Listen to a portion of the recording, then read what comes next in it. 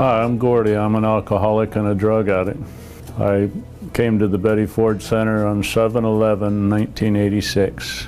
I realized I needed help. Well, I admitted I was alcoholic for many, many years, but I didn't accept the fact, and I was intervened on to get here, so perhaps I hadn't realized I needed help. I thought suicide was the only answer at that point. Came here very sick.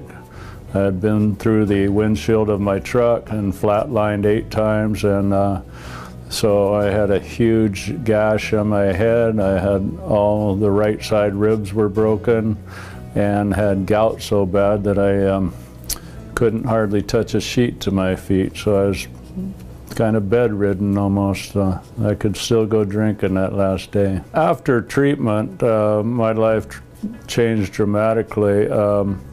I had been through the family program when my mom came through 2.5 years before I did.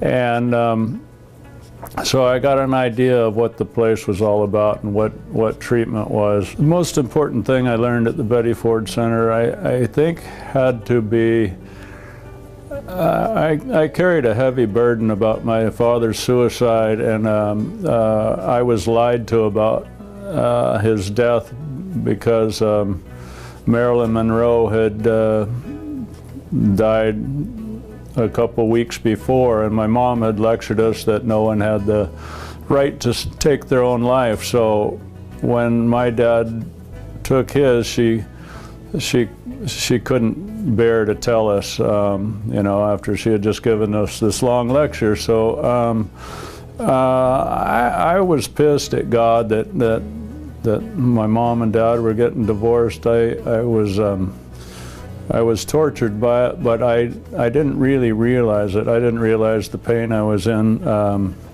and that's what I was covering up a lot with drugs and alcohol. Grief group was probably the most significant thing in getting okay with my father and all.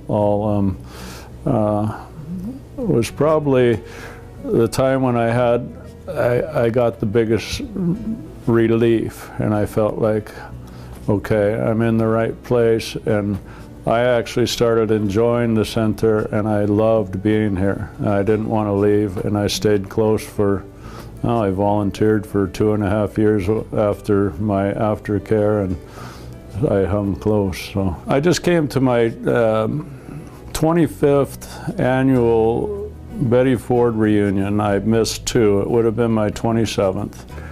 And it showed me why I've been suiting up and showing up for all these years, because on the way down here I stopped at the surgeon's office and was told that I had terminal inoperable stage 4 cancer, and that I had about a month or 2 to live if I didn't have the surgery to open up my colon. And then if I did have the surgery, I have about a year left because it's all metastasized into the liver and other organs. So I contemplated not coming, but we came down, we had a great time, played in my 25th Betty Ford golf tournament, and you know, I was surrounded by all the love and support from people. I just had my surgery 2 weeks ago, and they say, well, now you've got your year to live, and what are you going to do? And there's no poor me or why me or any of that stuff, you know. It's just another blessing to me. That's all I've had. So, yeah, everything is really good, and it all started here.